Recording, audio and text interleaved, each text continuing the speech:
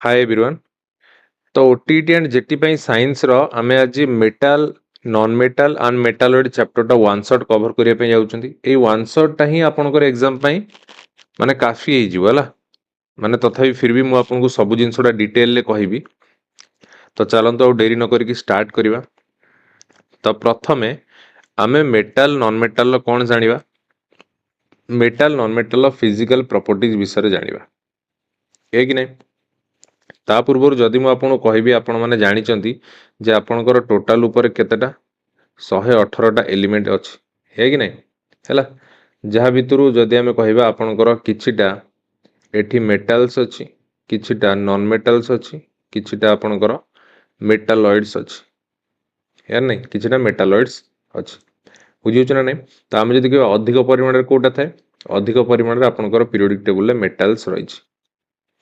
तापर आपनकर नॉन मेटाल्स, तापर मेटालॉइड्स पाखापाखि 7टा भलिया मेटालॉइड्स अछि। ए जिनसुडा तो आपण जानिछन्ती आगु। तो एबे इंपोर्टेंट जिनस कोन तार physical properties metal non metal. तो गोटे गोटे पॉइंट करके जानिबा समस्ते। फर्स्ट आपण माने जानिछन्ती मेटाल होउची आपनकर कोन, ये हला आपनकर गुड कंडक्टर। ये हला आपनकर कोन, गुड कंडक्टर। कहार good conductor? Good conductor of कोन,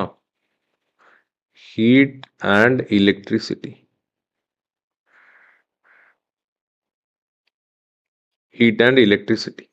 हैला। सिमिलरली जदि आमे नॉन मेटाल केस रे कहबा, ये आपनकर कोन हे जिवो, ये आपनकर हे जिवो बैड कंडक्टर।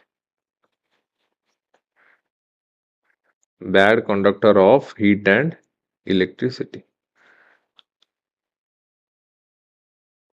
हैला, बुझी पारले। नेक्स्ट सेकंड जिंस,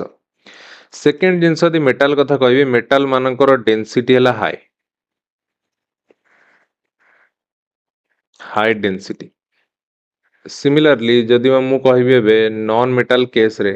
नॉन मेटाल्स मानकर तार उल्टाटा माने कोन, लो डेंसिटी हैला। तापर नेक्स्ट पॉइंट से कोन कहूची, मेटाल सुडा हले ductile in nature. All metals are ductile, all metals are ductile. बुझी माने ताको आपण इजीली स्ट्रेच कर दे परिबे। तापर ए केस रे जदि कहबा, ये कोन हबो, ये कोन हबो, non मेटाल्स are not ductile.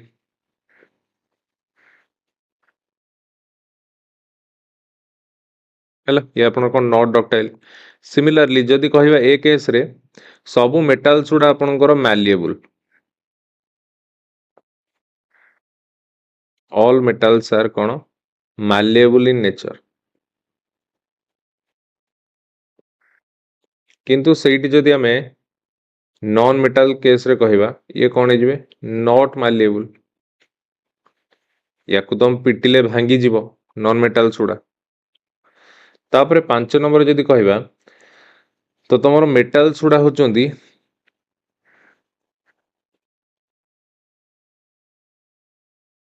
मेटाल्स are कोन, सोनोरस। सोनोरस अर्थ कोन, आपण जेतबेले मेटाल्स को पिटिबे से कोन हबो, से रिंगिंग साउंड आपन को साउंड प्रोड्यूस करे। आपण लोहा को एल्युमिनियम को पिटले गोटे साउंड होय कि नाही हैला। किंतु नॉन मेटाल्स किछि साउंड प्रोड्यूस करि परिबो नाही। तो एमान हेले आपनकर नॉट सोनोरस, नॉट सोनोरस। आपण सीट देखुना दी गोटे जिंस, आपण गोटे जिंस देखुना दी सेठी आपनकर जदि देखिबे, कार्बन हैला गोटे नॉन मेटाल, ताको पिटु ना कोन साउंड करियो से, किछि भी साउंड होबनी हैला। तापर नेक्स्ट हैला, ये हैला तमरो metals are generally lustre.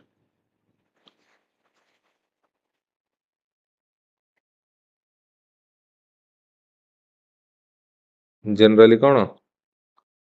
लॉस्चर। Metals are generally lustre. Lustre माने कोन, ये शाइनिंग करिवे। मेटाल सुडा आपनर कोन करंती, शाइनिंग करंती, बुझी होची ना। किंतु एमाने कोन, non lustre. These are non lustre किंतु एठी गोटे एक्सेप्शन केस आसिला आ जोडा कि परीक्षा रे सबले एक्सेप्शन केस ही पड़े एठी गोटे तमरो एक्सेप्शन केस आसिला कोन एक्सेप्शन केस आसिला एक्सेप्शन केस हला एठी आपनर कोन डायमंड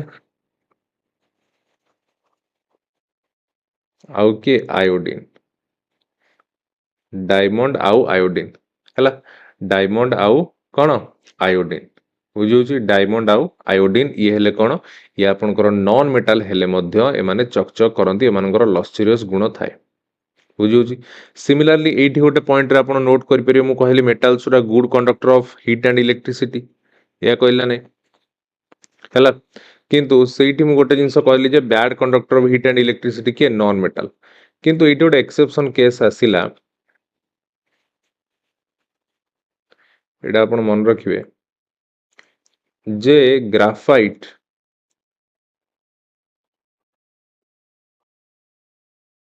ग्राफाइट कोन ग्राफाइट गोटे तुमरो non metal graphite non metal हेले मध्य से इलेक्ट्रिसिटी कंज्यूम करे बुझी पारलो कि नै एटा मन रखियो एक्सेप्शन केस उडा मन रखियो एउडा बेसी परीक्षा रे पचारे तापरे नेक्स्ट जिबा 7 नंबर पॉइंट को 7 नंबर हैला मेटल्स उडा आपनकर जनरली कोन थांदी हार्ड थांदी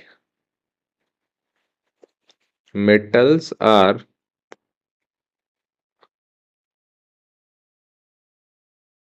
generally hard metals उडा साधारणतः कोन थांती हार्ड थांती हैला किंतु यदि नॉन मेटल कथा कहिबी non metals are brittle in nature माने आको पिटियो माने ये भांगी जिवो किंतु मेटल्स उडा बहुत हार्ड थांती से इजीली ब्रेक हेबे नाही एटी दीटांग केस रे एक्सेप्शन आसीबो मेटल केस रे भी एक्सेप्शन आसीबो नॉन मेटल भी आसीबो देखिबा कोन ताले मेटल केस रे एक्सेप्शन कोन आपण तो एबे पढिले मेटल्स उडा जनरली हार्ड किंतु किंतु एठी आपणकर सोडियम पोटासियम परि मेटल्स को तमे कोन करि परिबो कट विथ नाइफ आकु तमे छुरी रे काटी परिबो हैला ये मेटल हेले मध्य ये हेले सॉफ्ट आकु तमे छुरी रे काटी परिबो सिमिलरली नॉन मेटल केस रे हमें जब देखिबा एक्सेप्शन देखिबा आमे पढले नॉन मेटल सारे ब्रिटिल माने भंगुर ये पिटले भांगी जीवो किंतु एक्सेप्शन हला कि आपनकर डायमंड डायमंड नॉन मेटल हेले मध्य ये कोन करे ये बहुत हार्ड बहुत शक्त हैला तापरे नेक्स्ट 8 नंबर यार कोन ये हे गले मेटल सुडा आपनकर हेले high melting point and boiling point माने ये हाई मेल्टिंग आउ बॉइलिंग पॉइंट किंतु सेठी जदि हमें कहबा नॉन मेटल केस रे यार कोन हे जो यार तमरो मेल्टिंग पॉइंट आउ बॉइलिंग पॉइंट कोन हे जो लो मेल्टिंग पॉइंट आउ बॉइलिंग पॉइंट कोन हे जो लो किंतु इट एक्सेप्शन अछि पुनी आसिला को केस रे एबे मेटल केस रे एक्सेप्शन आसिला कोन एक्सेप्शन आपण एबे पढले जे melting point boiling point high कार मेटल्स रो किंतु एठी आपणकर अछि कोन गैलियम आउ मर्क्यूरी गैलियम तो आपण जानि चंदी ये कोन हो हाथ रूम टेंपरेचर माने आपण हाथ पापुल ले थोइले ये कोन हे जिवो मेल्ट हे जिवो तमाने आर मेल्टिंग पॉइंट बहुत कम सिमिलरली मर्क्यूरी आपण जानि चंदी मर्क्यूरी हला ओटे कोन आपणकर लिक्विड लिक्विड मेटल हला बुझु छी नै आरो बहुत ही जो मेल्टिंग पॉइंट रही छी कोन कम हला तापरे लास्ट पॉइंट जानिबा लास्ट पॉइंट 9 नंबर पॉइंट आमे जानि चंदी तार जो फिजिकल स्टेट हैला मेटल्स उडा metals are generally solid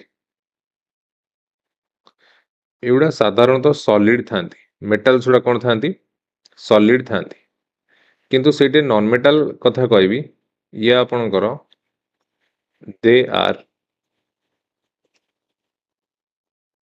exist in solid liquid gas ये आपनकर सबुथिरे थांती है कि नहीं ताले एटी हम गोटे जिंस पड़ले मेटाल्स गुड़ा जनरली सॉलिड किंतु एक्सेप्शन कौन आसिला एक्सेप्शन आसिला तमरो कौन मर्क्यूरी मर्क्यूरी बा जोटा पारद सी तमरो मेटाल्स हेले मध्य सी तमरो कौन था liquid liquid at room temperature ये रूम टेम्परेचर लिक्विड थाए सिमिलरली एठे मन रखिबा एठे मन रखिबा हमर कोन ब्रोमीन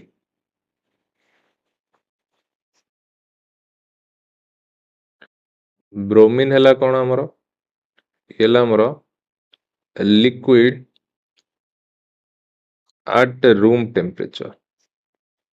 लिक्विड स्टेट रे थाए एट रूम टेम्परेचर ब्रोमीन गोटे कोन नॉन मेटल ब्रोमीन गोटे नॉन मेटल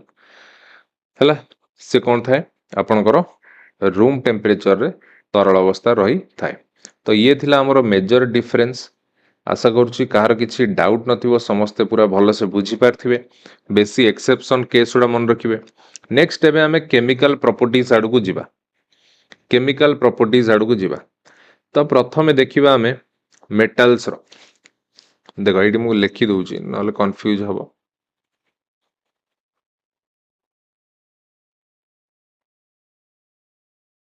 हमें मेटल्स मानकर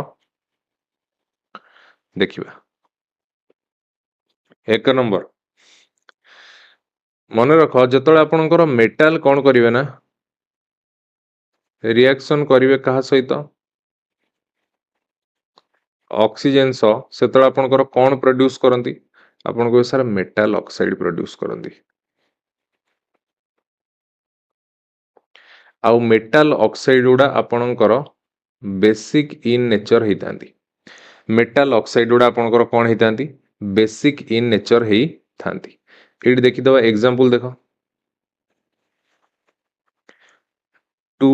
कॉपर ऑक्साइड जेतले रिएक्शन कला आपनकर ऑक्सीजन सहित सेतले आपन कोन मिलला एटी सॉरी 2 कॉपर दीटा ऑक्सीजन सहित रिएक्शन कले आपन मिलला कोन कॉपर ऑक्साइड आपन देखुचंदी कॉपर गोटे मेटल ऑक्सीजन सहित रिएक्शन कला कोन मिलला मेटल ऑक्साइड आ ये जो कॉपर ऑक्साइड टा ये हला कोन बेसिक इन नेचर ये हला कोन बेसिक इन नेचर सिमिलरली जदि एपटू को आसकी मु लिखिबी नॉन मेटल कथा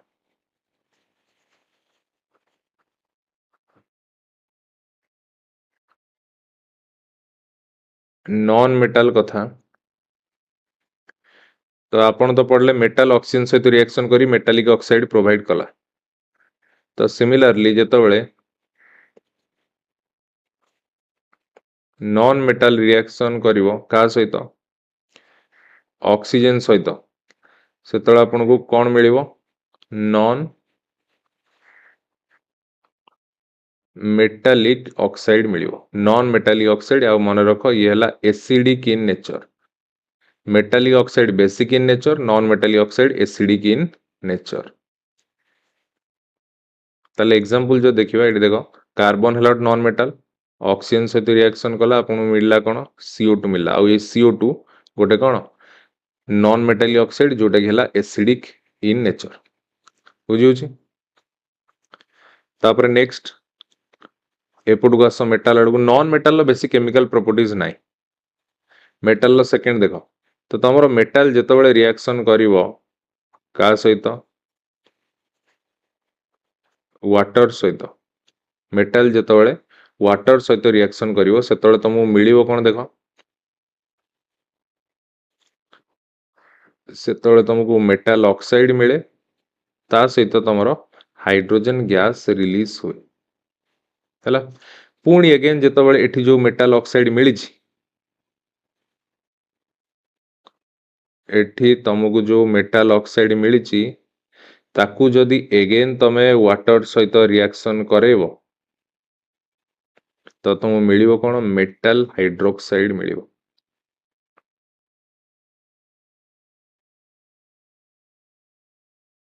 हैला मेटल हाइड्रोक्साइड मिलिवो एग्जांपल ले बुझिबा एटा तले देखो प्रथमे मेटल वाटर सहित सोडियम हैला गोटे मेटल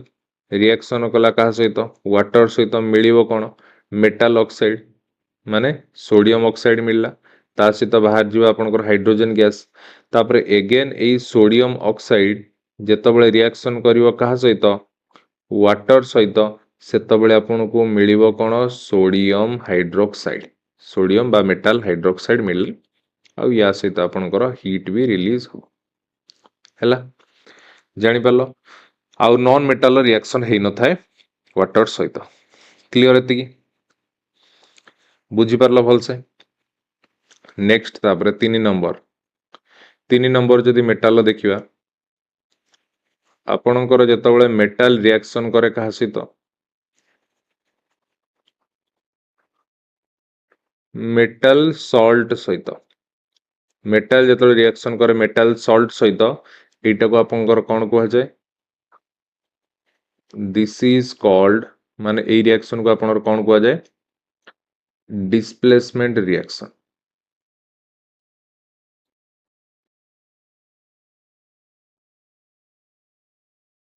या को आपनकर कहै जाय डिस्प्लेसमेंट रिएक्शन देखो एग्जांपल मेटल हला कोन गोटे मेटल जिंक मेटल सॉल्ट माने कॉपर सल्फेट सहित जेतबेले रिएक्शन कला ये आपनकर कोन बनै दबो जिंक सल्फेट बनेला ZnSO4 बनेला आउ कॉपर को अलग कला ए कि नै ये गोटे डिस्प्लेसमेंट रिएक्शन बुझी होची तापर नेक्स्ट 4 नंबर आसिला जेतबेले आपनकर मेटल रिएक्ट करिवो नॉन मेटल सहित किंबा आपनकर नॉन मेटल रिएक्ट करियो मेटल सहित जहा भी कहंतु से केस रे आपनकर कोन हबो आयोनिक कंपाउंड फॉर्म हो कोन हबो ionic compound will be formed हला मु बुझेबी नेक्स्ट स्लाइड रे आयोनिक कंपाउंड विषय बुझेबी एबे खाली टिके जानि था तले कोन केमथि हबो देखो तो तमर मेटल हला कोन सोडियम हला गोटे मेटल आपण जानि सोडियम ऊपर प्लस चार्ज थाए नॉन मेटल हला मनर क्लोरीन तापर माइनस चार्ज थाए तो ये जतल मिसिबे तमर कोन बनेबे NaCl आ NaCl टा गोटे कोन ये हला गोटे आयोनिक कंपाउंड ये गोटे कोन NaCl टा गोटे आयोनिक कंपाउंड बुझी होची तले कोन हला एटी देखो तो तमे एडा सब प्लस माइनस भूली जाओ तमे जानिचो जे कोन ए साइड रे करछु जे सोडियम रो एटॉमिक नंबर 11 ता पाखरे 11 टा इलेक्ट्रॉन थाए इलेक्ट्रॉनिक कॉन्फ़िगरेशन ला कोन 2 8 1 सिमिलरली क्लोरीन कथा कहबे दी यार इलेक्ट्रॉनिक कॉन्फ़िगरेशन 2 8 7 तले सोडियम पाखरे गोटे इलेक्ट्रॉन टा पळेला कोठी की क्लोरीन पाखकु पळेला तले जेहेतु गोटे इलेक्ट्रॉन पळला इलेक्ट्रॉन मींस कोन नेगेटिव चार्ज पळेला माने गोटे जेहेतु जाईची आ ऊपर प्लस गोटे प्लस आसी गला क्लोरीन एबे गोटे इलेक्ट्रॉन एक्सेप्ट करछि गोटे इलेक्ट्रॉन एक्सेप्ट करले यार जो 7टा थिला एबे कोन होला 8टा हे गला तले क्लोरीन जेहेतु गोटे नेगेटिव चार्ज एक्सेप्ट कला ता ऊपर कोन आसिला चार्ज माइनस जदि दीटा एक्सेप्ट करथाना -2 हैला बुझी होची तले या पाखरे एबे केतेटा हे गला 2 8 हे गला तले देखो यार भी आउटर मोस्ट ऑक्टेट फुल यार भी आउटर मोस्ट कोन हे गला ऑक्टेट फुल तले एबे दी जण मिसी कोन बनेबे NaCl बनेले तले जेहेतु एठी कोन होची एठी आपनकर इलेक्ट्रॉन ट्रांसफर द्वारा ए कंपाउंड टा फॉर्म होची तो सेटा को कोन कहउचंदी सेति पई आयोनिक कंपाउंड बोली हमें कहउचंदी हैला एबे जाई के आगु जानिबा से विषय किछ असुविधा नै तापर नेक्स्ट 5 नंबर हमर लास्ट जो रहला केमिकल प्रॉपर्टीज तो आपनकर जेतो बेले मेटल रिएक्शन करे कहा सहित डाइल्यूट एसिड सहित से केस रे आपनकर सॉल्ट आउ हाइड्रोजन बाहरता है सॉल्ट आउ हाइड्रोजन बाहरता है एग्जांपल देखिबा एग्जांपल हला देखो मेटल हला गोटे कोन जिंक ये तळे रिएक्शन करिवो डाइल्यूट HCl सहित तले एठी आपनर कोन हबो ZnCl2 प्लस H2 हे कि नै बुझियो छ ना नै तले जिंक क्लोराइड कोन गोटे सॉल्ट तास्ता हाइड्रोजन गैस हला किंतु एठी गोटे एक्सेप्शन आसिला आमे तो जानिले जे मेटल एतळे रिएक्शन करिवो कहा सहित डाइल्यूट एसिड सहित रिएक्शन करिवो सेतळे हमर कोन आसीबो सेतळे हमर सॉल्ट और हाइड्रोजन गैस बाहरला जोटा कि हेइछ किंतु एटी एक्सेप्शन कोन भलसे मन रखियो परीक्षा सब एक्सेप्शन गुड़ा ही पचारे एथिरे एक्सेप्शन है जे हाइड्रोजन गैस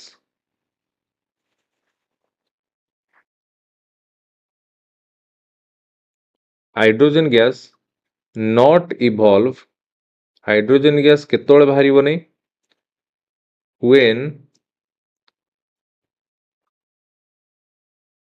ए मेटल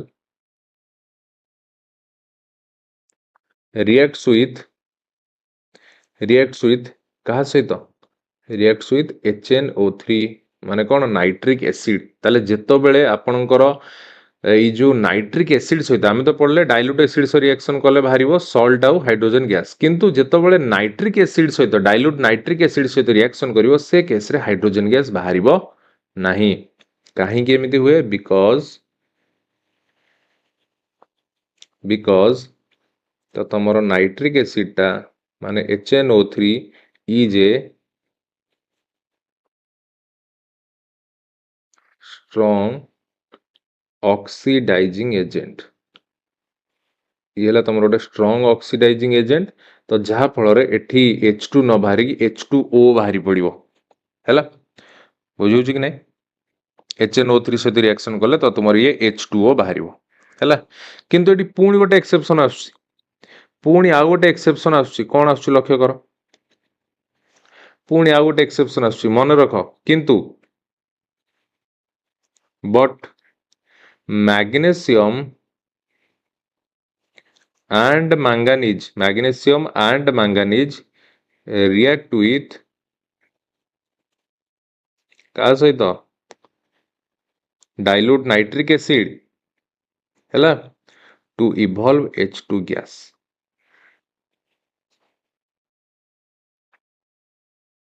हैला एबे हमें पढ़िले जे मेटल डाइल्यूट एसिड सह रिएक्शन करिकी सॉल्ट और हाइड्रोजन प्रोड्यूस करे जोटा कि आपन को मु एठी एग्जांपल भी कहली किंतु तापर हमें एक्सेप्शन कोन पड़ले एक्सेप्शन पड़ले जे हाइड्रोजन गैस इवॉल्व हबनी जेतोळे हमें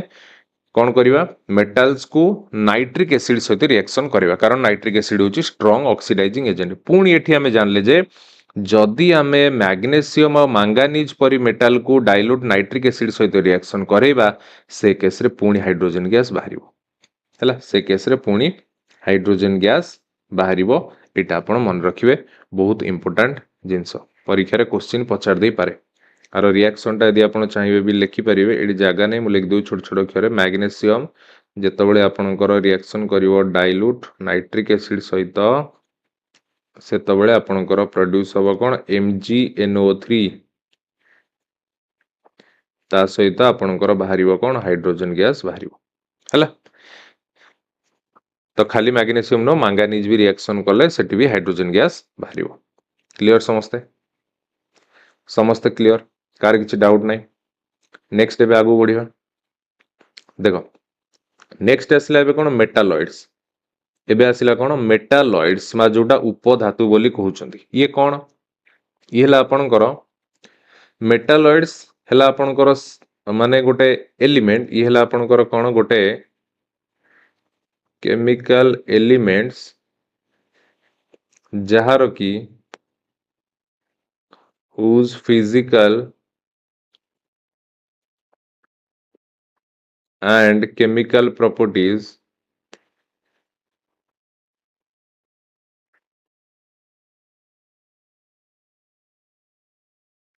and chemical properties fall in between metal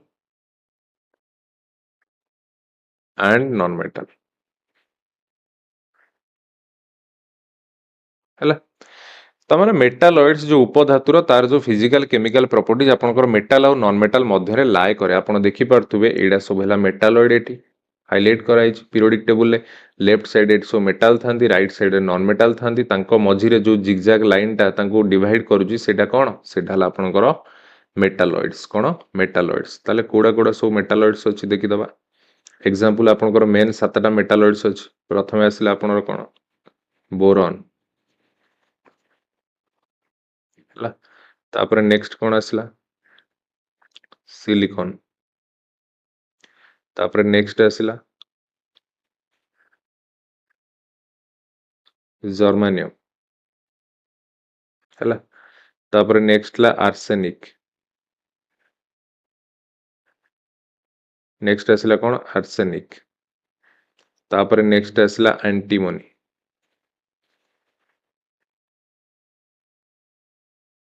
antimony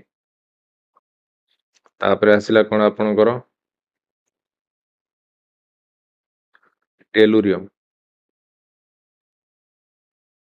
तापर कोन आसिला पोलोनियम हैला ये गला आपनकर कोन एडा सब एडा हे गले आपनकर मेटालॉइड्स बा जोटा हमें उपधातु बोली कहउछन बुझी पारलो कि नहीं तापर नेक्स्ट आगु जीवा ताले एबे हमें जो आयोनिक कंपाउंड पढुतले कोन सेडा हमें जानिबा आयोनिक कंपाउंड जानिबा ताले आयोनिक कंपाउंड कोन सेडी तो टिके मु आपन कहि दिली जे इलेक्ट्रॉन ट्रांसफर द्वारा आपनकर जो कंपाउंड फॉर्म हेइ थाए ताले सेम जिंस हमें लिखिबा जे कोन the compound formed by transfer of electrons हला कहा का मध्य रे between metal and non metals हला मेटल आउ नॉन मेटल मानक मध्य रे इलेक्ट्रॉन नो ट्रांसफर द्वारा जो कंपाउंड फॉर्म हेताए से मानु कहंती हमें आयोनिक कंपाउंड बोली कहंती कोन कहंती आयोनिक कंपाउंड बोली कहंती एबे हमें जानिबा तार किछटा प्रॉपर्टीज अछि तार किछटा प्रॉपर्टीज अछि से विषय रे हमें पढिबा ताले कोन देखो फर्स्ट प्रॉपर्टीज कोन कहूची एमान हेले crystalline solid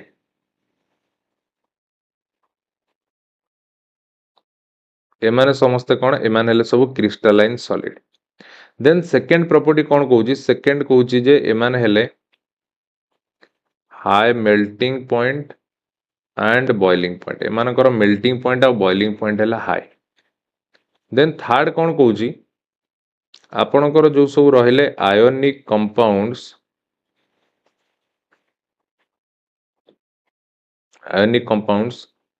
are soluble in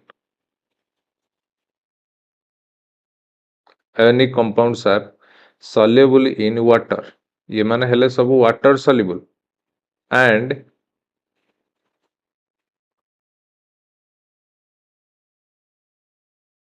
insoluble in आपनकर जोड़ा सब रहले non polar solvent like cone kerosene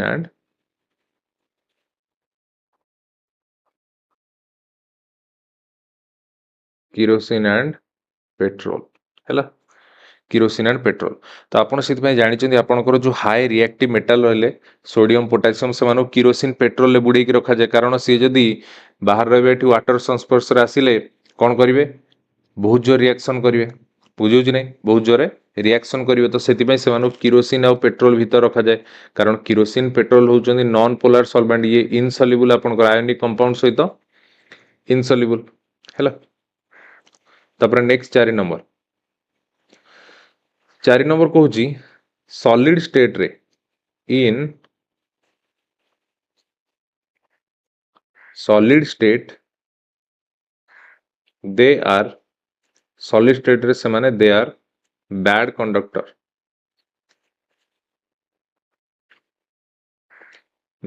conductor of electricity solid state रे बैड कंडक्टर ऑफ इलेक्ट्रिसिटी किंतु but in molten or liquid state molten or liquid state रे से माने होचंदी कोन good conductor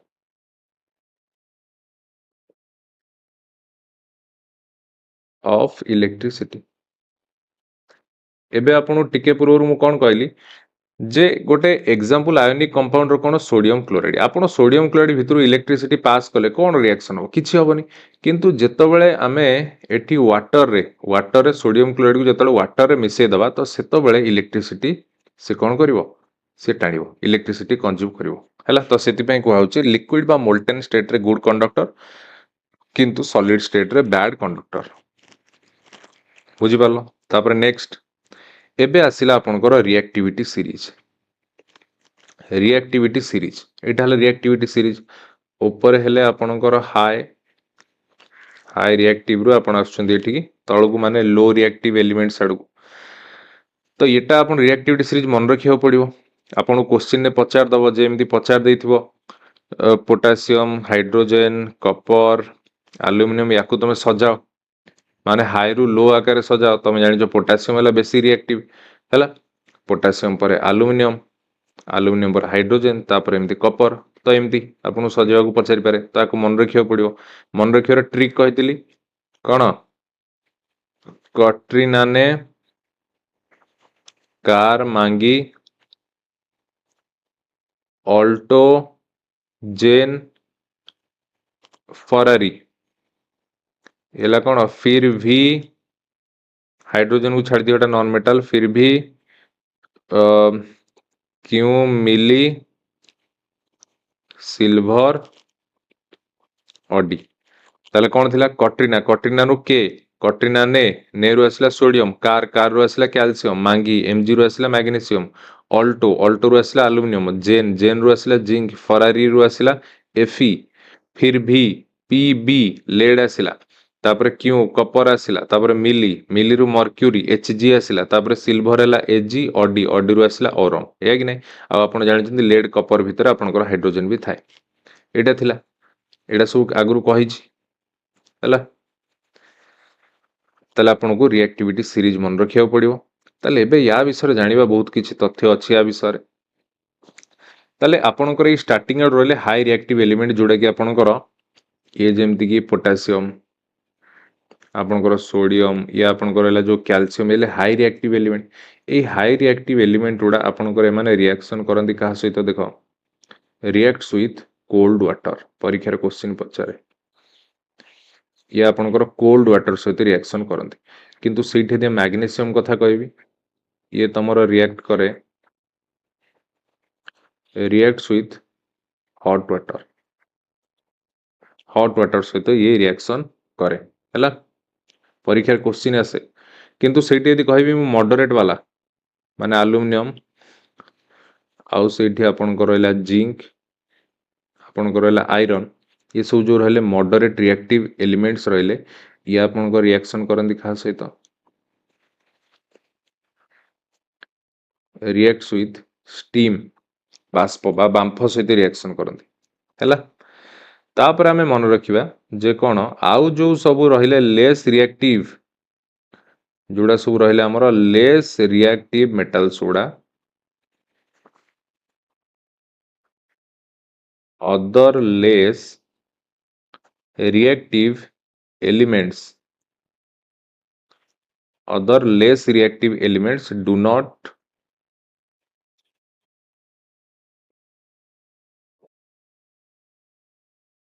reacts with water से माने वाटर सहित रिएक्शन करंती नाही हैला बुझेला मन रखिबे क्वेश्चन पचार दिया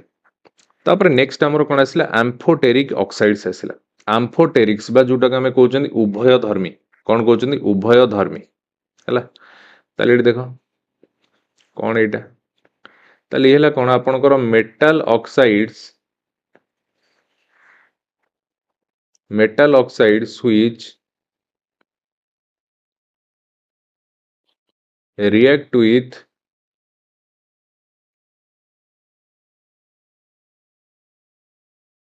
both acid as well as base to produce cone salts and water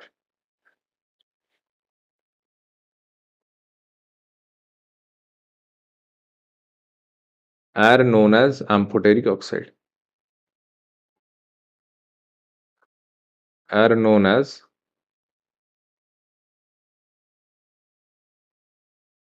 amphoteric oxide. ତା ମାନେ ସେ କହୁଛି ଯୋଉ metal oxide ଗୁଡା ଆପଣଙ୍କର ବୋଥ ଏସିଡ ଆଉ ବେସ୍ ସହିତ ରିଆକ୍ସନ କରିକି ସଲ୍ଟ ଆଉ ୱାଟର ପ୍ରଡ୍ୟୁସ କରୁଛନ୍ତି ସେମାନଙ୍କୁ ଆମେ କୁହନ୍ତି କ'ଣ ଆମ୍ଫୋଟେରିକ ଅକ୍ସାଇଡ ବୋଲି କୁହନ୍ତି। ତାହେଲେ ଏକ୍ସାମ୍ପଲ କ'ଣ ଏଠି? ଏକ୍ସାମ୍ପଲ ହେଲା ଆପଣଙ୍କର aluminium oxide Al2O3 aluminium oxide ଇଏ ହେଲା ଗୋଟେ ଆମ୍ଫୋଟେରିକ ଅକ୍ସାଇଡ। ନେକ୍ସଟ ଆପଣଙ୍କର ହେଲା ଜିଙ୍କ ଅକ୍ସାଇଡ ଇଏ ବି ଗୋଟେ ଆମ୍ଫୋଟେରିକ ଅକ୍ସାଇଡ। ପରୀକ୍ଷାରେ ବହୁତ ଟାଇମ କ୍ୱେଶ୍ଚିନ୍ ପଚାରେ ଆଲୁମିନିୟମ ଅକ୍ସାଇଡ ଆଉ ଜିଙ୍କ ଅକ୍ସାଇଡ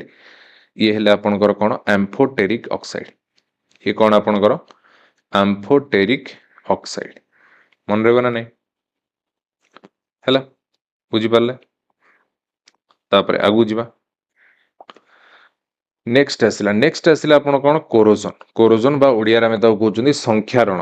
ବା କଳଙ୍କି ଲାଗିଯିବା ଯୋଉଟା ହେଲା। ତାମାନେ ଏଠି ଆପଣଙ୍କର କ'ଣ ହୁଏ ଦେଖ,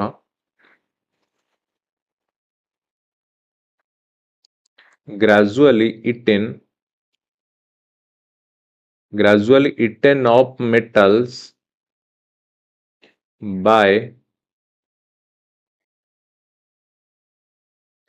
by the action of air, acid ହେଲା, water। ତ ତମର କ'ଣ ହୁଏ ଗ୍ରାଜୁଆଲି ଇଟେନ୍ ଅଫ୍ ମେଟାଲ୍ସ ମାନେ ମେଟାଲ୍ସ ଗୁଡ଼ା ଖାଇ ଯିବ, କ୍ଷୟ ହେଇ ଯିବ ଯେତେବେଳେ ସିଏ କାହା କଣ୍ଟାକ୍ଟରେ ଆସିବ ଏୟାର, ଏସିଡ, ୱାଟର, ମଏଶ୍ଚର ଏସବୁ କଣ୍ଟାକ୍ଟରେ ଆସିବ ହେଲା। ତ ତାକୁ ଆମେ କ'ଣ କୁହନ୍ତି? ସେଇଟାକୁ ଆମେ କ'ଣ କୁହନ୍ତି? କୋରୋଜନ ବୋଲି କୁହନ୍ତି। ବେଷ୍ଟ ଏକ୍ସାମ୍ପଲ କୋରୋଜନର କ'ଣ? ଆପଣଙ୍କୁ sir rusting of iron, rusting of iron ବା ଯୋଉଟା ଲୁହାରେ କଳଙ୍କି ଲାଗିବା ହେଲା। କ'ଣ? ଲୁହାରେ କଳଙ୍କି ଲାଗିବା। ବୁଝିପାରିଲ? ତାହେଲେ ଏବେ ନେକ୍ସଟ ଆମେ ଜାଣିବା କ'ଣ ଯେ ଆମେ ଏଥିରୁ ରକ୍ଷା ପାଇବା କେମିତି? ଏଥିରୁ ଆମେ ରକ୍ଷା ପାଇବା କେମିତି? ରଷ୍ଟିଂରୁ ଆମେ ରକ୍ଷା ପାଇବା କେମିତି? ପ୍ରିଭେନ୍ସନ।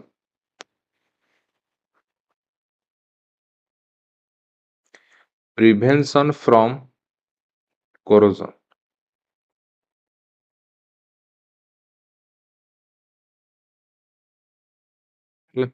ଏଥିରୁ ଆମେ କେମିତି ରକ୍ଷା ପାଇବା? ତ ପ୍ରଥମେ କ'ଣ କରିବା? ଆମେ ମେଟାଲ୍ସ ଉପରେ ପେଣ୍ଟ କରିଦେବା। ଆପଣ ଜାଣିଛନ୍ତି ଘରେ ସବୁ କରନ୍ତି ଗ୍ରିଲ ଫ୍ରିଲରେ ବାୟ ପେଣ୍ଟିଂ, ନହେଲେ ଆମେ ଆଉ କ'ଣ କରନ୍ତି ଗ୍ରିଜ ଲଗେଇ ଦିଅନ୍ତି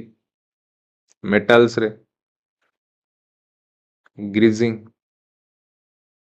ଦେନ୍ ସେକେଣ୍ଡରେ କ'ଣ?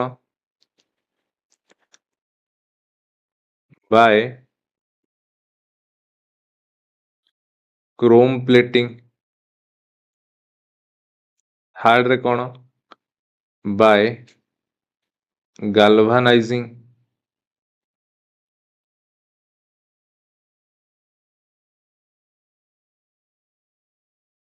ତାପରେ ଫୋर्थରେ କ'ଣ? ଏନୋଡାଇଜିଂ। ଏଇଟା କ'ଣ ମୁଁ କହିବି ହେଲା, ଏନୋଡାଇଜିଂ। ଦେନ୍ ଫିफ्ଥରେ କ'ଣ? Making LS.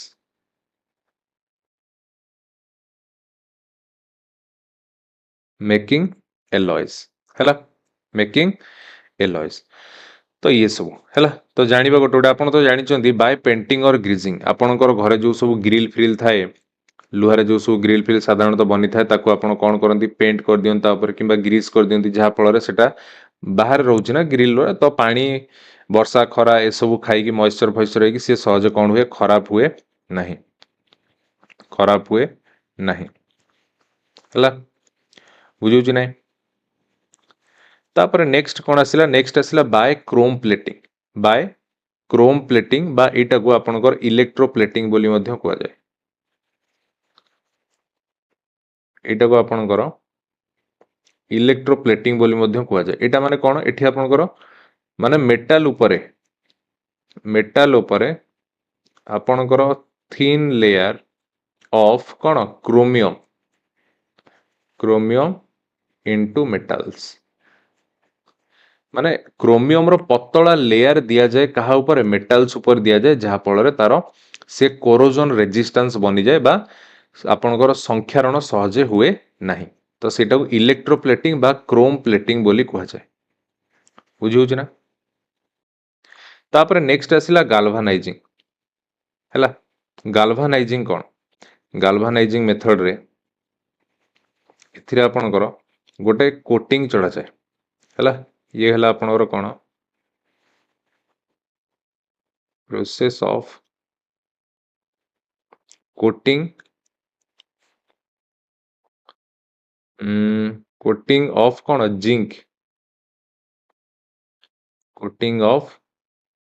Zinc layer into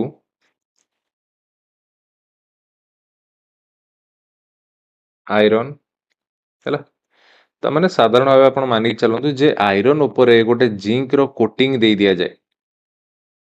बुझी होची ना जहा फल रे से कोन हुए सेथिरे संख्यारण बा कोरोजन लागे नै आपण साधारणतः मन रखुन जे जिंक रो कोटिंग दवा पई जिंक लेयर कोटिंग दवा को कह जाए गाल्वानाइजिंग क्रोमियम रो कोटिंग दवा पई कह जाए क्रोम प्लेटिंग बा ताको इलेक्ट्रोप्लेटिंग बोली मध्य कह जाए बुझी होची तो ए सब जिंसडा मन रखिबे तापर नेक्स्ट आपनकर कोन आसिला नेक्स्ट आसिला आपनकर एनोडाइजिंग देखो एनोडाइजिंग हला ये हला आपनकर गोटे कोन ये हला आपनकर गोटे इलेक्ट्रोकेमिकल प्रोसेस हला एथिरे आपनकर कोन करा जाए एथिरे आपनकर ऑक्साइड लेयर दिया जाए इनटू मेटल्स माने मेटल्स ऊपर एथिरे ऑक्साइड लेयर्स दिया जाए हला साधारणतः मेटल्स लाइक एल्युमिनियम या ऊपर कोन करा जाए तो तुमर एठी ऑक्साइड रो लेयर दिया जाए जहा फल रे सेतिरे सहजे सेटा कोन हुए नै तो तुमर कोरोजन लागे नहीं बुझी होची ना हला तापर नेक्स्ट आसिला कोन मेकिंग एलॉय अर्थ कोन आपण साधारणतः देखंतु आपनकर आग काल रे जो सब लागिथिवो लुहा ग्रिल हो किंबा लुहा बालकोनी रेलिंग फेलिंग लागिथिवो सेडा देखिबे 5 वर्ष 6 वर्ष पर सेडा क्षय हेई जाउची नष्ट हेई जाउची किंतु एबे सब स्टील आसी गलानी स्टील टा गोटे एलॉय कि नहीं हला स्टील टा गोटे कोन जोथरे आयरन रो भाग रहिछि क्रोमियम रो भाग रहिछि कार्बन रो भाग रहिछि हला तो सेटा हबा द्वारा आपनकर कोन होउची सहजे सी क्षय हो ना स्टील टा देखुछन किछि क्षय होउची नष्ट होउची तो खाली मेटल्स टा आपनकर जल्दी क्षय हो जिवो तो आमे मेटल्स परिवर्ते जदि अलॉयज रो यूज करिवा से केस रे कोन हुए सी सहजे नष्ट हुए नाही बा क्षय हुए नाही बुझी पालो क्लियर ना नहीं समझते तापर नेक्स्ट एबे आमे जिबा कोन अलॉय नेक्स्ट एबे आमे जानिबा कोन अलॉय बा जोटा आमे ओडिया रे मिश्र धातु बोली कहउछनी ना रु ही जानि परछो त माने ये आपनर कोन इ हला आपनकर गोटे homogeneous mixture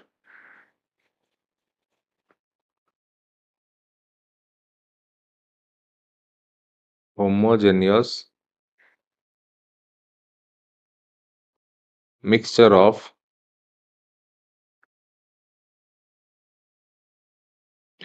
two or more metals homogeneous mixture of two or more metals and non-metals is called alloy ताको कौन कहती alloy बोली कहती हैला एथुरु alloy रो क्वेश्चन कोडा से देखो एबे मु जोडा लिखुची एग्जांपल बहुत इंपोर्टेंट भलो से मन रखियो तो तमरो ब्रास गोटे alloy रो एग्जांपल एथरे कोन कोन मिसी की हिची इला आपनकर देखो alloy of cone copper and zinc मिसी की हिची नेक्स्ट आपनकर हैला कोन देखो ब्रोंज गोटे alloy एथरे कोन कोन मिसी कहलो देखि ये आपनकर alloy of copper and tin Sn हैला तापर नेक्स्ट आपनकर देखो नेक्स्ट गोटे अछि सोल्डर कोन कोन मिसी ये आपनकर alloy of lead and tin तापर नेक्स्ट ला अमालगम एटा बेसी परीक्षा रे पचारे आमालगम आमालगम होची कहार ये ला mercury alloy alloy of mercury परीक्षा क्वेश्चन पचारियो मर्क्यूरी एलॉय रो ना कोन सेला कोन आमालगम बुझिला बुझी परलो मन रहिबो एटा हैला तापर नेक्स्ट टाइम आसले कोन मेटालर्जी नेक्स्ट टाइम आसले कोन मेटालर्जी अर्थ कोन एटा गोटे सेपरेट पाठ एक्चुअली एथिरे हम कोन करदी मेटाल एक्सट्रैक्शन करदी माने माटी तळु आपन जो मिलुथो डायरेक्ट जो मेटाल मिले सेटा तो यूजफुल हेइ न थाए ना तो ताकू हम केमिति आनी कि सफा फफा करी पूरा यूजेबल मेटल्स को कन्वर्ट करंदी से प्रोसेस टा को मेटालर्जी बोली कहंती ता माने ये हला आपनकर कोन ये हला आपनकर गोटे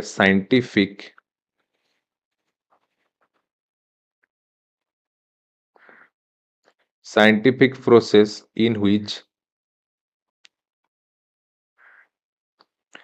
in which metal is extracted by various process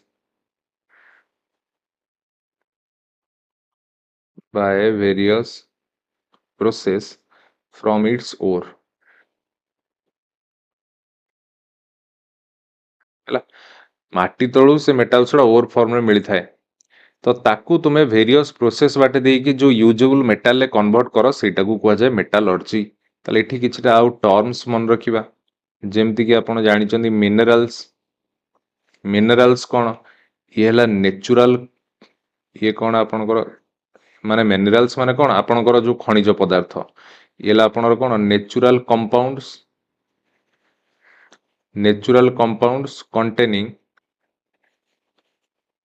containing cone ore sorry ओर कुछ containing metals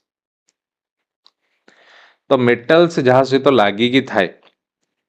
मेटल्स माटी तळु जो पांती आपण माटी तो लुहा पत्थर पांती कोन लुहा पांती की से लुहा पत्थरटा हैला मिनरल्स तो सेइठु आपण मेटल्स लाइक लुहा को एक्सट्रैक्ट करिवे हैला तापरे आपणकर आउ गोटे टर्म मन रखियो पड़े कोन ओर्स माने कोन मिनरल्स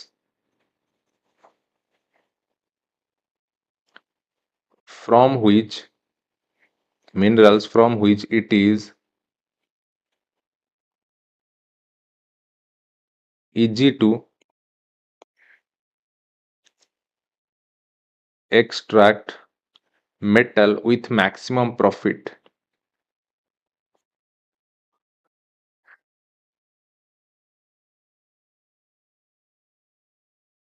तले जेउ खनिज पदार्थ रु धातु निष्कासन करिबा लाभजनक होइताए ताकू आमे कोन कहंती ताकू आमे ओर्स बोली कहंती हैला ताकू आमे कोन कहंती ओर्स बोली कही थांती जानि परछु नानी ताकू आमे ओर्स बोली कही थांती तो परीक्षा रे किछटा आपनको क्वेश्चन पचार दिए आपनको किछटा क्वेश्चन पचार दबो जेमती देखो एठी देखो गोटे साइड रे मु लिखुची कोन मेटल आउ गोटे साइड रे मु लिखुची तार ओर ना हैला ता माने हमें को ओर रु को मेटल पांती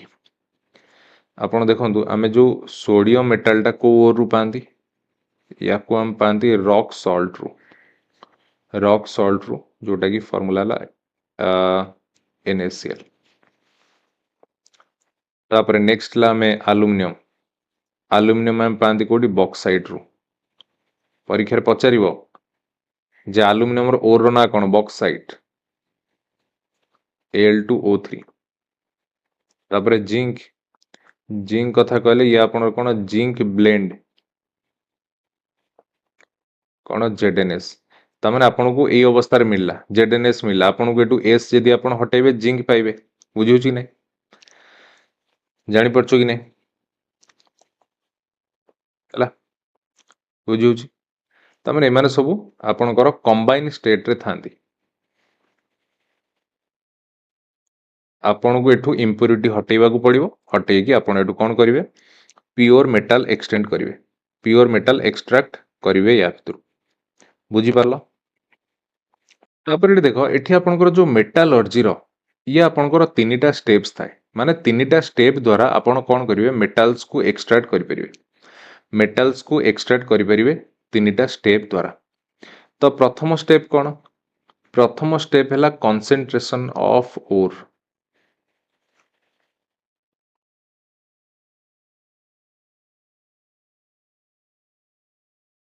द्वितीय स्टेप कौन? सेकेंड स्टेप है एक्सट्रैक्शन ऑफ मेटल।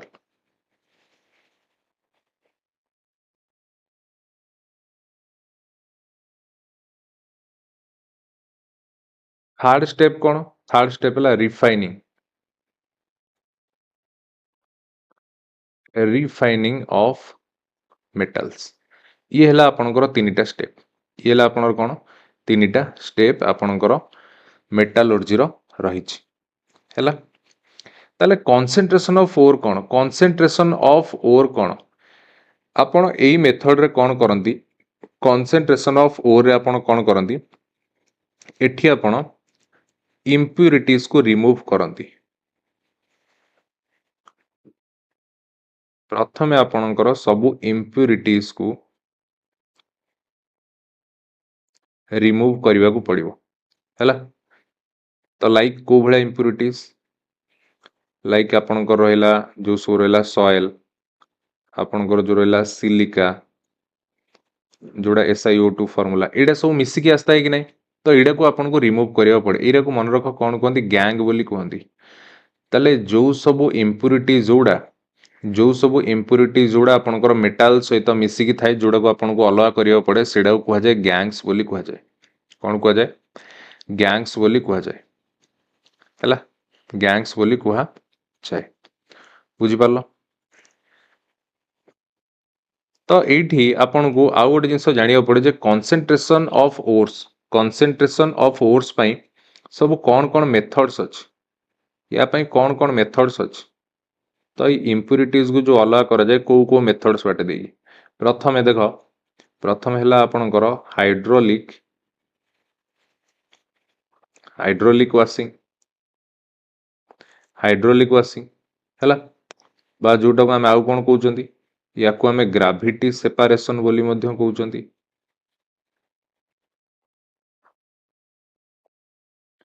तापरे सेकेंड रे आपनकर अछि कोन? फ्रोथ फ्लोटेशन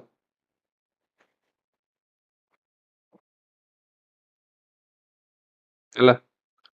तापरे जदि हमें थर्ड कथा कहबा, ये है इलेक्ट्रोमैग्नेटिक सेपारेशन।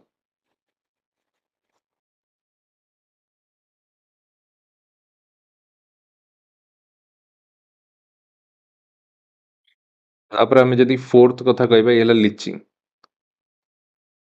आपन परीक्षा रे क्वेश्चन दे दबो, ऑप्शन दे दबो, पचारिबा आ भितरु कोटा हला कंसंट्रेशन ऑफ ओर रो मेथड। तो एडा मन रखिबे, याको कोन आ विषय डिटेल पढिबा दरकार नै। हमर लेवल सेते नुह ओटीटी जेटी, एडा हला आरएचटी पाठ उडा क्लास 11 12 कॉन्सेप्ट उडा। मु खाली आपन मेथड्स कह दिली, एई मेथड्स द्वारा हमें ओर रो कंसंट्रेशन करी थांती हैला। आउ बेसी डिटेल ले भितर को जाईकी करबा हमर दरकार नै। तापर नेक्स्ट प्रोसेस आस्ते हमर कोन? Extraction of metals. Extraction of metals बा आम एटा को एमती भी लिखंती, एटा को आम रिडक्शन ऑफ ओर्स बोल लिखंती। सेकेंड रे लिखंती कोन? आगो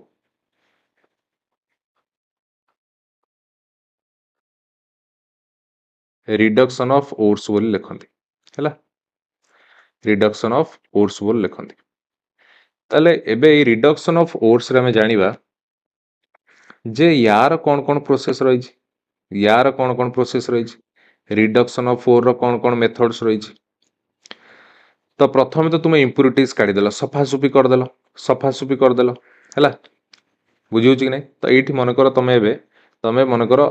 तुम जिंक मेटाल पाइबार अच्छी, तुम पाखे तुमको मिलला कौन? ये जिंक ब्लेंड, यहीटा मिली तुमको माटी तलू। ये जिंक ब्लेंड सहित आ सहित किसी माटी धूली मूली सब लगिक मिली, कारण मिनेराल्स मिल ना माटी तलू। तो मिली, तो तुम्हें प्रथम स्टेप रे कौन कर से माटी धूली एडा को सब हटे दीच। हटे देला पर एबे तुम पाखे अच्छी जेडएनएस अच्छी, माने एई ओरटा अच्छी। एई ओरु तुम एबे रिडक्शन करिवो। कोटा रिडक्शन करिवो? एटा को सल्फर रिडक्शन कले तुम मेटाल जिंक पाई परिवो। ताले से रिडक्शन करने को हेले तार कौन कौन मेथड्स रही?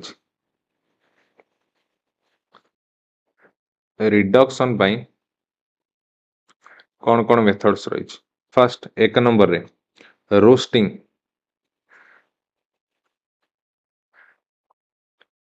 दुई नंबर रे कौन कैल्सिनेशन, तीन नंबर कौन रे स्मेल्टिंग है, किंतु आमे ए दीटा पढ़ती, ए दीटा हमर बेसी इंपोर्टेंट, रोस्टिंग कैल्सिनेशन है, स्मेल्टिंग एत हमर दरकार नहीं, बुझी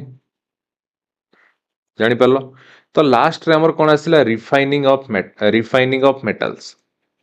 रिफाइनिंग ऑफ मेटल्स तमाने एठू तो तमे हटे देलो, एठी तो तमे ता सहित आपनकर जेमति जेडएनएस सहित जो सल्फाइड अछि ताकू तो आपण हटे देलो, किंतु फिर भी आपनकर मेटल टा पूरा प्योर हेइ न थाए। तो आपन को जो मेटल टा मिले सेटा आपन को मिले कोन कहलो क्रूड मेटल मिले, जोटा मिले आपन को सेटा आपन को मिली थाए क्रूड मेटल मिली थाए आपन को, क्रूड मेटल लु पुणी प्योर मेटल को करबा को पड़े, से क्रूड मेटल प्योर मेटल हवा जो प्रोसेस टा सेटा रिफाइनिंग ऑफ मेटल बोली हमें कहंदी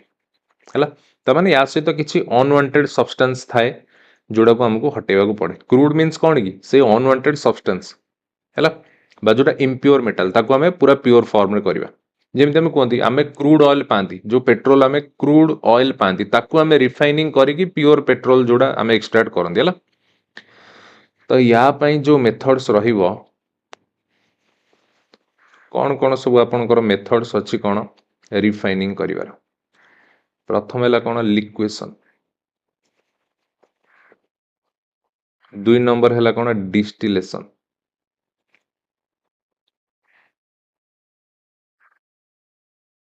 तीन नंबर कौन इलेक्ट्रोलिटिक रिफाइनिंग,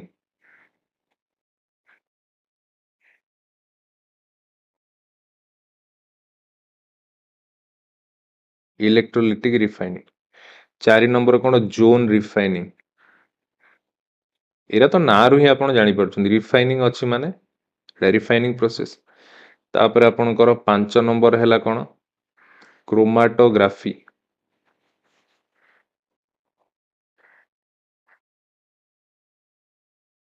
छ नंबर आपनकर कौन ये है आपनकर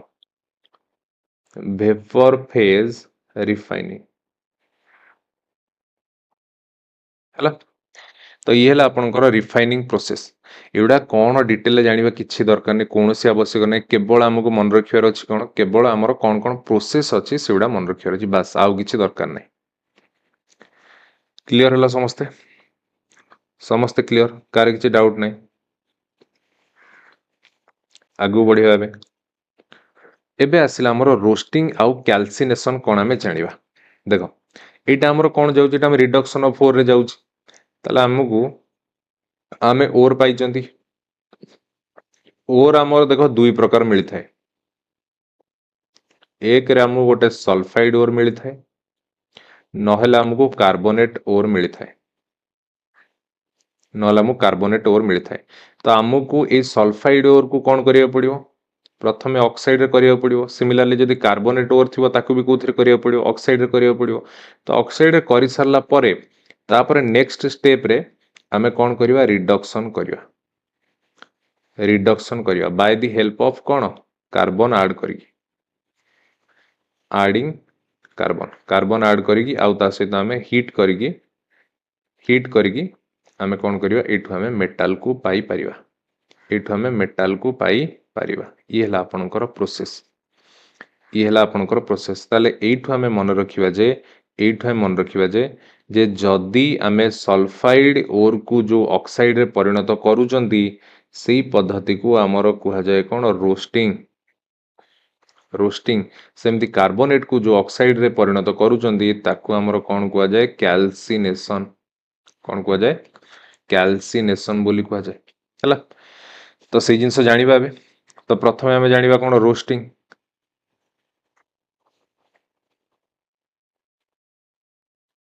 ताले रोस्टिंग कोन देखो, रोस्टिंग हैला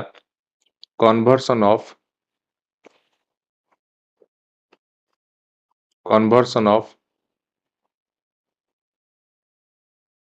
सल्फाइड इनटू ऑक्साइड, केमिति bye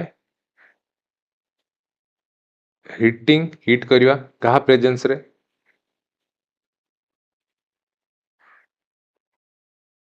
in presence of oxygen हैला तमने सल्फाइड को एठी सल्फाइड ओर को हमें ऑक्साइड रे परिणत करिवा कहा प्रेजेंस रे ऑक्सीजन प्रेजेंस रे याको हमें कहबा रोस्टिंग याको हमें कहबा कोन रोस्टिंग एग्जांपल देखो एग्जांपल कोजी देखो आपनकर जेडएनएस अछि जेडएनएसी जेडएनएस सल्फाइड ओर सल्फर लागिच माने तमे जानि परछु एला सल्फाइड ओर याको हमें कोन करिवा हीट करिवा कहा प्रेजेंस रे ऑक्सीजन प्रेजेंस रे हीट कले आपन को ऑक्साइड रे परिणत हो माने कोन जेडएनओ ता सहित आपन को बाहर जीव कोन SO2 सल्फर डाइऑक्साइड हैला बुझेला ताले बे आपन को ऑक्साइड रे परिणत हे गला ऑक्साइड रे परिणत हे गला ना जिंक ऑक्साइड हे गला ताले नेक्स्ट स्टेप आपन कोन करिया पड़े ए जिंक ऑक्साइड को माने ऑक्साइड रे परिणत हेछि कार्बन ऐड कर दबो कोन करियो या सहित एबे तमे कार्बन ऐड कर दबो तो कार्बन ऐड कर देला परे तो तुमको मेटल मिलला सेडे से CO2 अलग हे गला ताले जिंक मेटल मिली गला कि नहीं मेटल मिली गला कि नहीं बुझी पालो एई प्रोसेसिंग हला आपनर कोन रोस्टिंग एई प्रोसेसटा कोन आपनकर रोस्टिंग बुझी पालो similarly calcination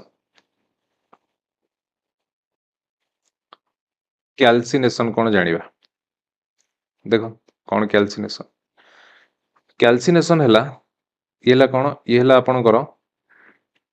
conversion of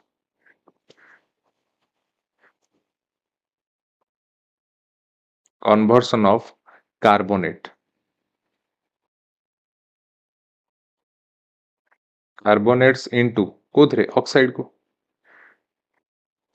oxide को बाय कोन करगी हिटिंग किंतु एठी गोटे जिंस मन रखिबा बाय हिटिंग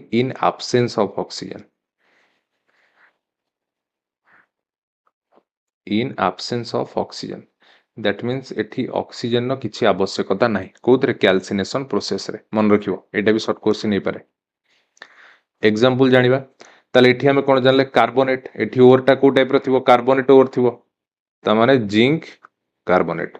देखो माटी तळु जिंक रो सल्फाइड ओर ही मिली पारे कार्बोनेट ओर मिले जदि सल्फाइड ओर मिला हमें रोस्टिंग पद्धति रे मेटल एक्सट्रैक्ट करबा जदि कार्बोनेट ओर मिला हमें कैल्सिनेशन पद्धति रे एक्सट्रैक्ट करबा प्रथम स्टेप कोन करबा याकू हीट करबा किंतु मन रखिटी ऑक्सीजन नो किछि आवश्यक नाही हैला तो हीट करबा द्वारा हमु मिलिबो कोन जिंक ऑक्साइड मिलिबो ता से हमु कोन कार्बन मोनोऑक्साइड मिलला ताले अगेन हमकु जो एठी ऑक्साइड फॉर्म रे हमें कन्वर्ट कर देले ताले अगेन जो एठी हमें कन्वर्ट कर दी जंदी कोठी की जो ऑक्साइड फॉर्म को कन्वर्ट कर दी जंदी एबे हमें कोन करिया पड़िबो एडिंग कार्बन करबा ताले जिंक ऑक्साइड सहित एबे कार्बन ऐड करबा कार्बन ऐड करी की हैला कार्बन ऐड कले हमर कोन हबो देखो मेटल एक्सट्रैक्ट हे जो हमकु मेटल माने जोटा जिंक एक्सट्रैक्ट हे जो ता सहित कार्बन डाइऑक्साइड बाहर जो हम पाई गेले मेटल बुझेला बुझले कि नहीं क्लियर समझते हैला क्लियर कि नहीं आउ जब देखो स्मेल्टिंग कथा कहबी आपणकर जो मेटल ऑक्साइड देखो आपणकर जो रहला मेटल ऑक्साइड से मेटल ऑक्साइड को आपण मेटल ऑक्साइड रो आपण जो मेटल को एक्सट्रैक्ट करूचंदी हैला by using cone suitable reducing agent एठी जेमति आपण रिड्यूसिंग एजेंट कार्बन की यूज कले तो सेही प्रोसेस को ही आपणकर स्मेल्टिंग कहा जाय स्मेल्टिंग किछि अलग न सेही प्रोसेस माने आपणकर कोन हो the process of converting metal oxide into metal using a suitable reducing agent is called smelting ताको स्मेल्टिंग बोली कहंदी ताले एठी जो रिड्यूसिंग एजेंट किए किए हितांती रिड्यूसिंग एजेंट आपनकर कार्बन हेतिबो आपनकर एल्युमिनियम हेतिबो कार्बन मोनोऑक्साइड याकू सब यूज करंती हैला एटा हला स्मेल्टिंग किछि अलग न हो बुझि पालो तापरे एबे नेक्स्ट टाइम जिबा कोन थर्मिट रिएक्शन आपनकर परीक्षा रे क्वेश्चन पचारे कोन एटा ताली हेला आपनकर देखो एला आपनकर reaction between aluminum and Fe2O3 produces कौन प्रोड्यूस करे large amount of heat produce करे so that reaction जहाँ फल आपनकर रिएक्शन कौन हुए reaction produces molten iron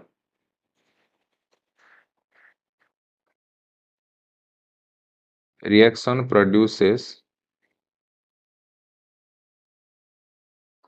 molten iron. This reaction is called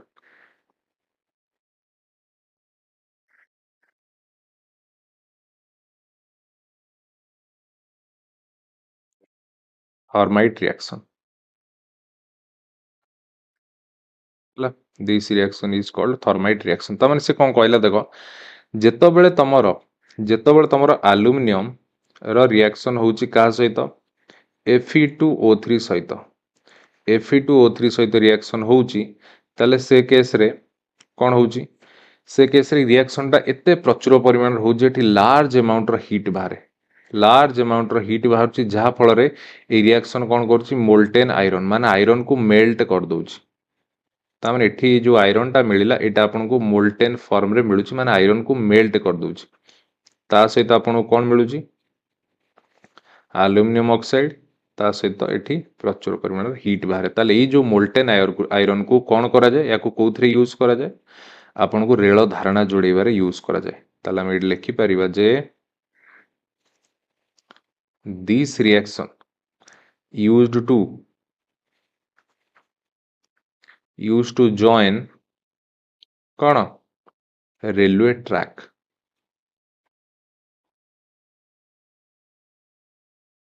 rail धारणा जोड़े करिवारे ये कौन करूची तुमको साहाय्य करूची बुझी पारलो ना नहीं समस्ते क्लियर ना नहीं समस्ते क्लियर ना नहीं ताले एथि सहित आमे मेटाल नॉन मेटाल और मेटालॉइड पूरा कंप्लीट कर देले हला बहुत कम भीतर आमे सबु जिनिस को डिटेल ले जानि देले तो आशा करछु आपनर किछि भी डाउट नथिबो हला